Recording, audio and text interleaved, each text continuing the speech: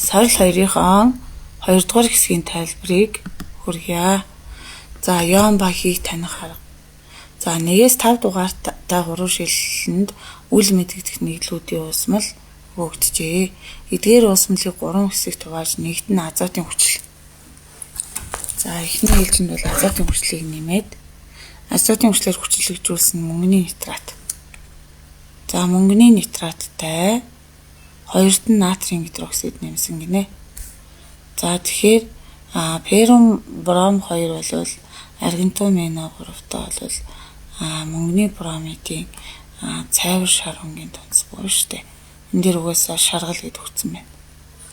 Тэгэхээр мөнгөний бромидын шаргал тунц үүснэ. За, энэ бол анионыг танах арга байна.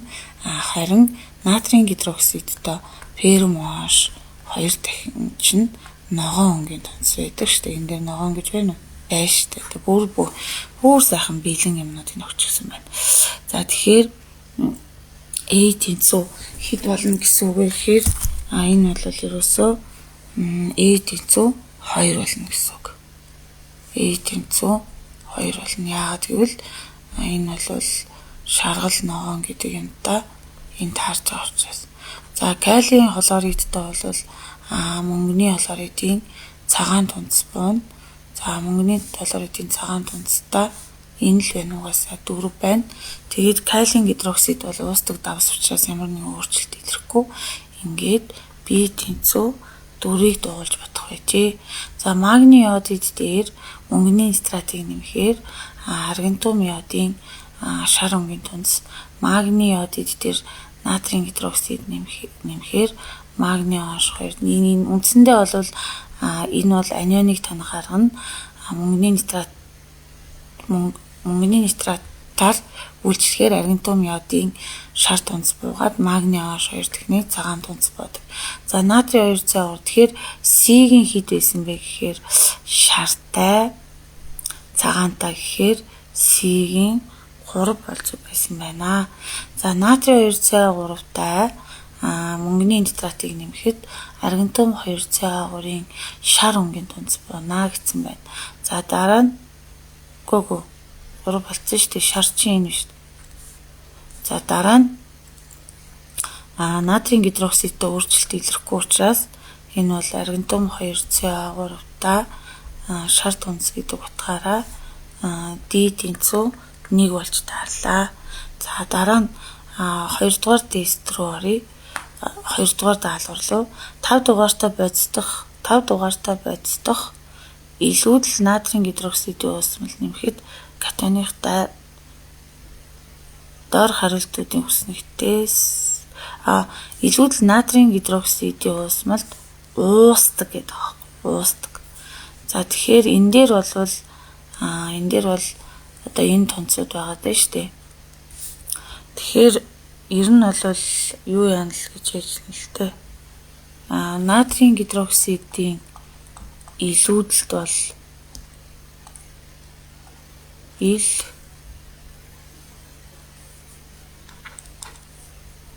илүүдэл.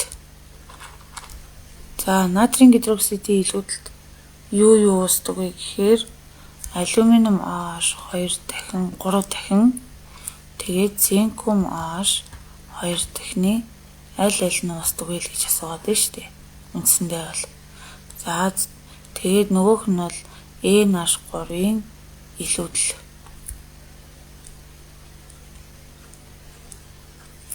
За, ингэхэд энэ бол хөнгөн цагааны гидроксид бол натрийн гидроксидын илүүдэлд бол хөнгөн цагааны гидроксид ч уусна, цайрын гидроксидын цагаан тунц нь ч уусна.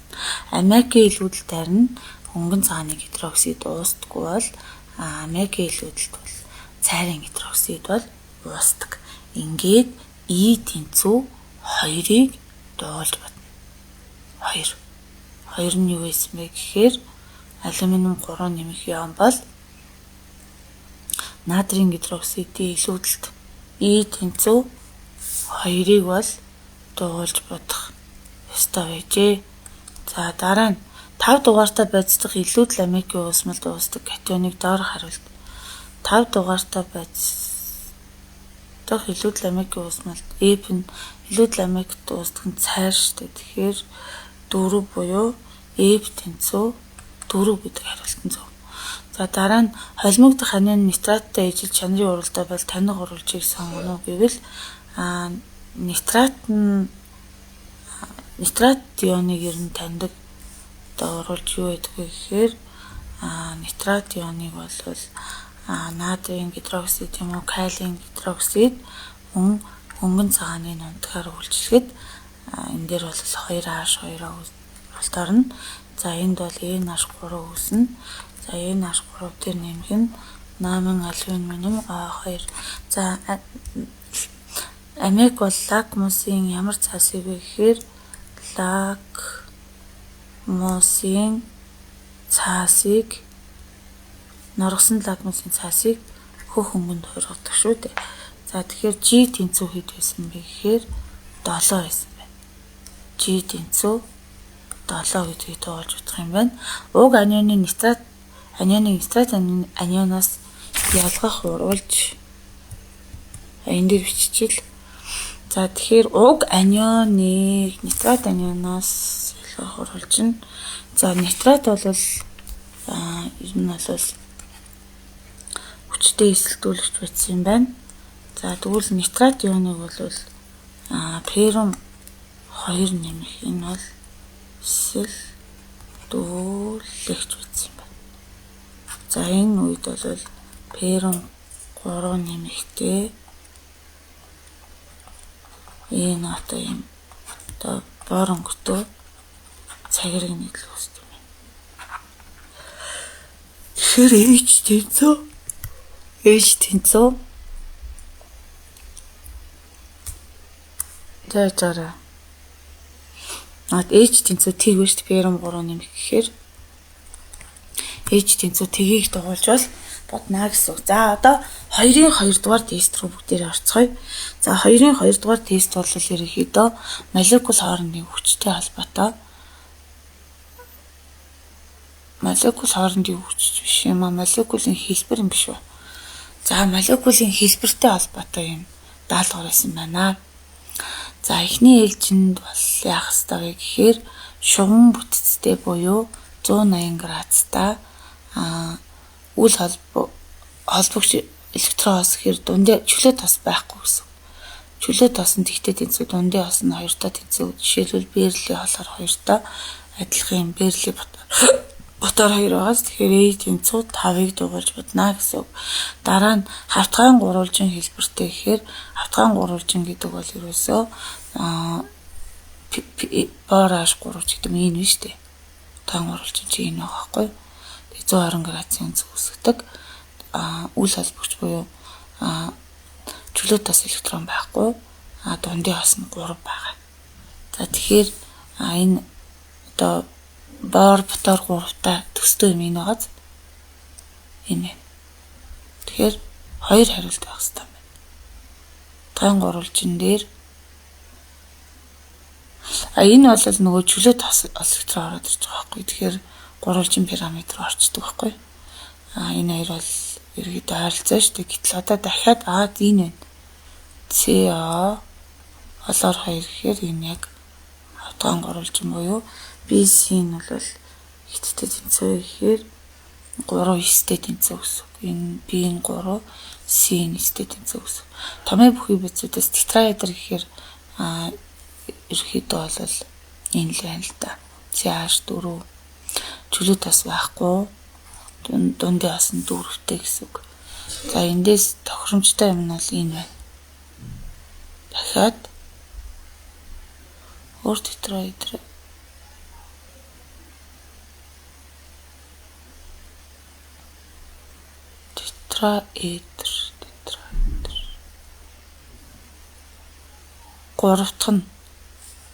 гуравдах нь D нь бол 282 бол тохирно. ESA 2 холоор 2 гэхээр ESA 2 холоор 2. За тэгэхээр энэ бол ерөөсөө D нь бол D-ийн 2 8 гэдэг хариултыг дугуйлж бодохоор байжээ. За гурвалжин пирамид гэдэг бол n-3-тай адилхан тий энэ байна. За дундын ос нь 3, чөлөөт ос нь 1 байгаа нөхцөлд. Тэгэхээр энд юу тохирох вэ гэвэл энд 4 тохирч байгаа байхгүй. Тэгэхээр гурвалжин пирамидтай F нь 4 G нь мөн ялгаа байхгүй. 9 би сая тэрийг юунд хэсгийг хэлж үү?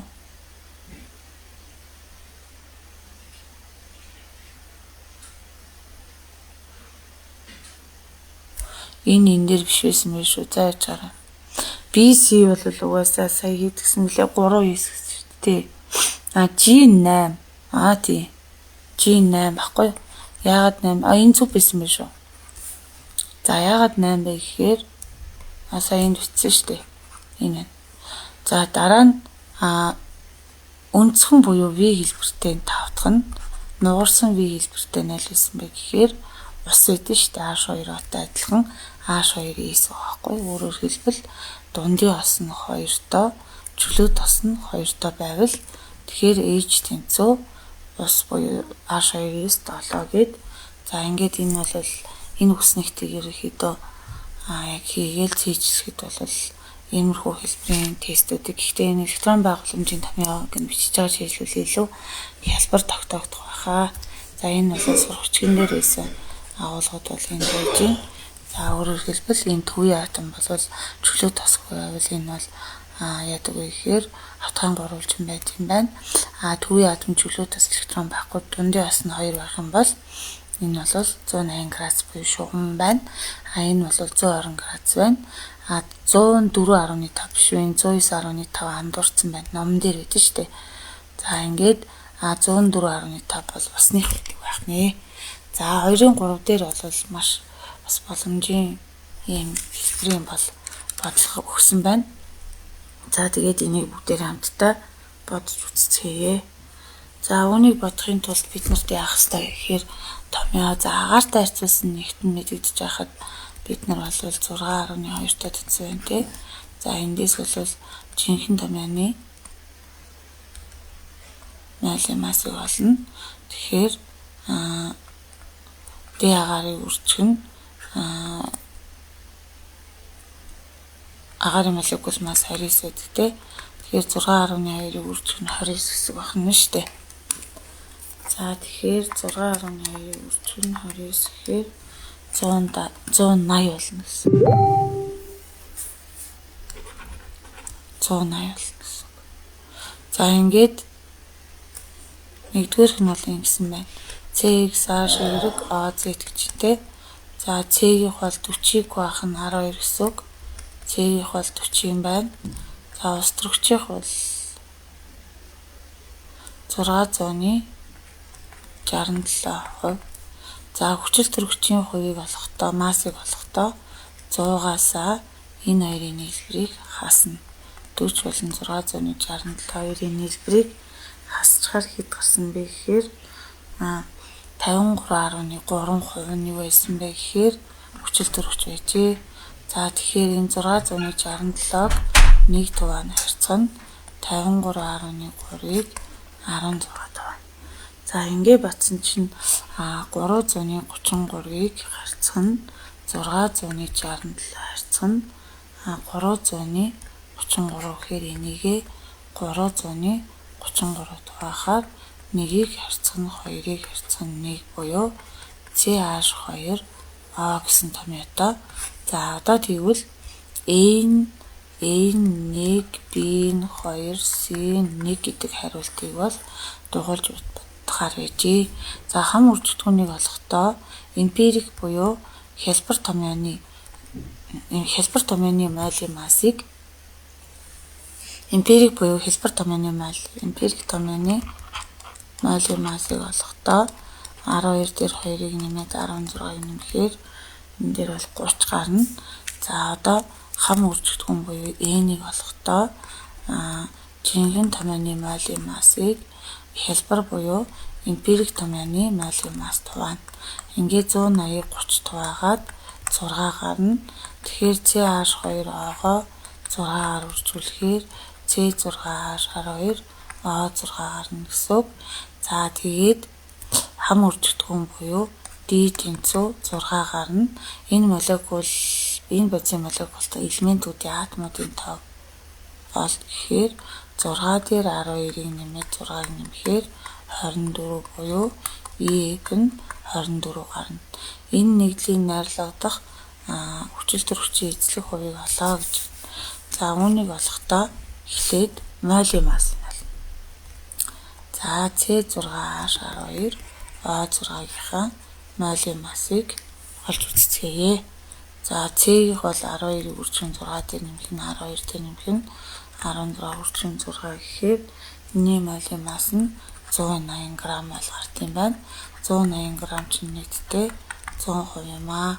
Хүчил төрөгчийг 16-6-аар үржүүлээд 96 гарт юм шиг байна. 600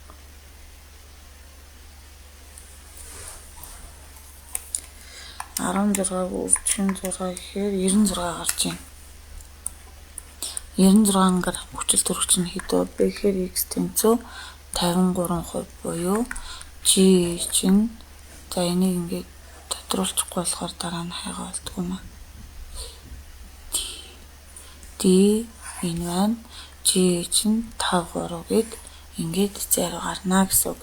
За одоо 2-ын 4 дээр ажиллагыг бид нар хамтдаа бодцгоё. За энэ дээр 11.2 г калиум гидроксидыг усанд дуусгаад 200 мл усанд бэлтгээд за энэс 20 мл-ийг тасалж авсан гэж юм те. За тэгэхээр 11.2 г чинь 200 мл хийх юм аа. Тэгвэл 20 мл дэх нь хэд байсан бэ гэхээр X тэнцүү 100-ны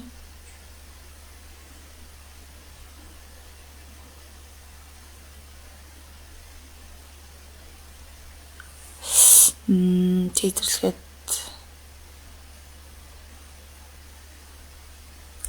за яг ингэ бодсон ч байлш 112 литр жишээ грамм калий шууралд орсон гэсэн үг. Энэ калий шиг болохдоо массыг молекулын масс туваана. 112 г-ыг молекулын масс нь 39 дээр нэмэх нь 17 гэхээр 56 туваана гэсэн үг. Тэгэхээр 112-ыг хуваах нь 56 тэнцүү 0.2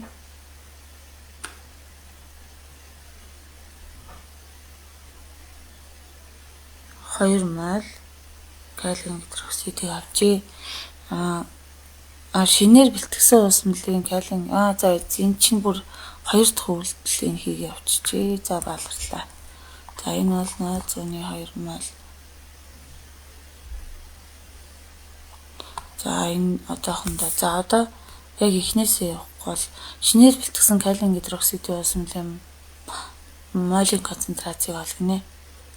За энэ тэнцүү энэ калий H тэнцүү массыг молекулын масс нь аа тийм масс нь бол 11.2 г 56 г молд байхаар хэд гарах вэ гэвэл 0.2 мол гарна. За C тэнцүү N-ийг хуваах нь B гэдэг томьёоноос N нь 0.2 молыг хуваах нь 200 мл гэдэг бол 0.2 литрийг хуваах нь мол гэхээр молтой барагдаад 1 мол литр буюу E тэнцүү 1-ийг дугуулж утгах хэрэгтэй байжээ. За хоёрдугаарт нь титрлэхэд зарцуулсан давсны хүчлийн ус мөлийн молекулын концентрацийг олоо гэж. За энэ дээр H болохоор нэмэхээр юу гэсэн бэ гэхээр калий болохоор эдгээр нэмэх нь H2. За калиум гидроксидийн хэд байсан бэ гэхээр 0.2 мол байсан шүү дээ. Калиум гидроксидийн 0.2 мол дээр болсоолаа. За доор нь хэдэн мол гэсэн бэ гэхээр 1 мол, эндээс X мол, эндээс 1 мол. За ингээд X тэнцүү хэд болсон бэ гэхээр 0.2 мол H болоор байсан гэсэн үг. За C тэнцүү N-ийг хуваах нь B гэдэг томьёоноос Цэг болно шүү дээ. H шулаарыг. C нь бол 0.2 молыг баахан H шулаарыг эзлэх нь хэд гэсэн бэ гэхээр хэдэн мл зарцуулагдсан мөлий? 18 гэдэг бол 18 мл гэдэг бол 1 литр бол 1000 мл-тэй тэнцүү юм бол 18 мл нь хэд вэ гэхээр 18-ыг хэдэд хуваагдсан вэ гэхээр 1000-д хуваагаад 0.1000-ны 18 литр болно гэсэн. За ингээд 0.2-оо 0.1000-ны 18-д хуваа. Тэгэхээр 100-ны 1 гарна гэдэг бол B тэнцүү 1-тэй тэнцүү байна гэсэн үг ээ. За 3 дугаарт нь анх бэлтгэсэн 200 мл калиум гидроксидын уусмалыг бүрэн сармжуулахад зарцуулагдах давсны хүчлийн уусмал бэлтгэхийн тулд давсны хүчлээс ичнэ мл-ийг авах хэрэгтэй. Калиум гидроксидыг давсны хүчлтэй оруулалт харуулад калий хлоридээр нэмэх нь ус үүснэ шүү дээ. За тэгсэн чинь 200 мл уусмалыг сая болвол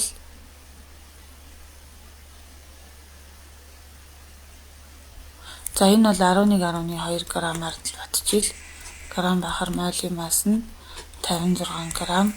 За одоо эндээс x мол олно. Хичнээн мл давсны хүч зарцуулах хоёр бий болно гэсэн үг.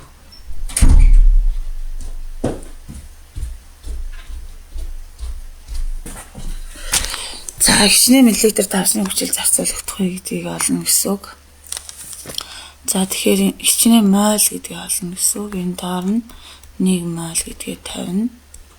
За тэгэхээр 11.2 грамм калиум гидроксидыг авахд x мол H шулаар уралд ордог юм бол 56 грамм калий H-ыг авахд 1 мол орно гэд x тэнцүү 11.2-ыг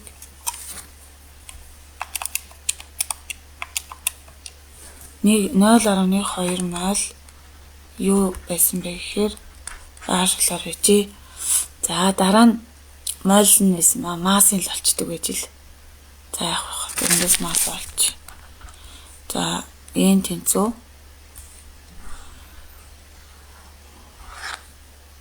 массыг бахан молийн масс гэдгээс масс ол. Масс тэнцүү энийг үржих нь молийн масс гэсэн үг. H шулаар молийн 0.2 молыг 36.5 грамм молоор үржүүл 0.2-ыг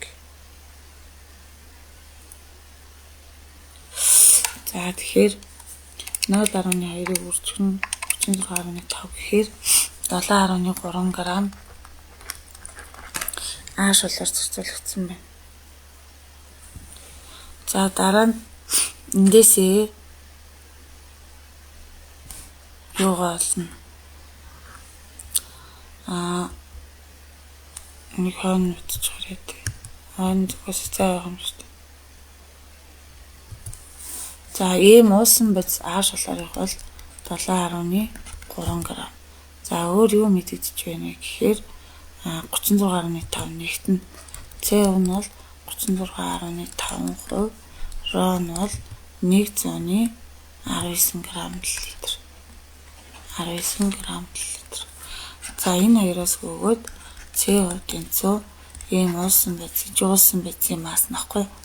Уусан байцын массыг 100%-аараа үржүүлээд уусан мөлийн нийт масс одоо энийг олно гэсэн үг. За ийм уусан мөлийг олохдоо ийм энд ижил хорихоор ийм уусан мөлийг ийм уусан байцыг 100%-аараа үржүүлээд тэгээд CO давана. За ийм уусан байц нь 7.3 граммыг үржих нь 100%, баах нь 36.5 гээд ингээ батсан чинь 7.3-ыг үржих нь 100-г 36.5 тэнцүү 20 грамм гэсэн байна. 20 грамм уусмал тэгвэл ийм уусмал тэнцүү Б-ийг үржих нь RO гэдэг томьёоноос эзлэх хүчнийг олохдоо ийм уусмалыг RO тавина. Ийм уусмал нь 20 граммыг 119 грамм миллилитр туваана гэсэн үг. Тэгэхээр 20-ыг баах нь 119 гэдэг бол 16.8 мл буюу өөрөөр хэлбэл 17 мл гэсэн үг. CD-ийн 17 гарч байна гэсэн үг. 17 гэдэг тоог дуулж бодно гэсэн үг. За тэгчээ дараа нь юу гэсэн бэ гэхээр 200 мл калиум гидроксидын ус мэл дээр тасны хүчлийн ус мэлийг бүрэн сарнуулжуулсны дараа үс ус мэлийг ууршуулж хөрөөгөөд тас сэдийг жигэндлэхэд 745 г. За дөрөвдөх нь бол ингэнэ. Кали орш дээр давсны хүчлээ нэмчих. Тэгсэн чи юу гэсэн бэ гэхээр кали болоор дээр усны үсчих. Энэ хэдэн мол лээ? 11.2 г. Доор молийн мас нь 56 г. X грамм грамм гэхээр 39 дээр нэмэх нь 35.5 гэхээр 74.5 г гэсэн үг шүү дээ. Тэгэхээр 11.2 г калиум гидроксидыг аваад тосны хүчлэлтэй оруулалт оруулахад X грамм кали болоор идэх юм аа. 56 г калиум гидроксидыг аваад тосны хүчлэлтэй оруулалт оруулахад 74.5 г гэхээр X тэнцүү хэд гарт юм болоо. За үзье. 74.5-ыг үрчин 11.2-ыг тэнцүү 14.9 г гарсан байна. X тэнцүү 14.9 г. За гарцыг олохдоо энэ бол яг онол ёсоор юм байх хэрэгтэй байхгүй. Тэгтэл туршилтаар хэд гарсан гэлээ. Энэ бол туршилтын мас байхгүй. Туршилтын массыг онлын масс тухайга 100-аар үржүүлнэ. Туршилтынх нь бол 745 г-ыг 100%-аар үржүүлээд тэгээд 14.9 тухай. Тэгэхээр 745-ыг үржих нь 100 бахан 14.9 гэхээр 50% гээд өөрөөр хэлбэл EF нь 50 гарна гэсэн. EF нь 50 гэдгийг дуулж бодох хэрэгтэй ажээ. За ингээд энэ хүртэл анхааралтай үзэж бичиж тэмдэглэж явсан та бүхэнд баярлалаа. Одоо энэ тестүүдэд давтаа дахин ажиллаа яваарай.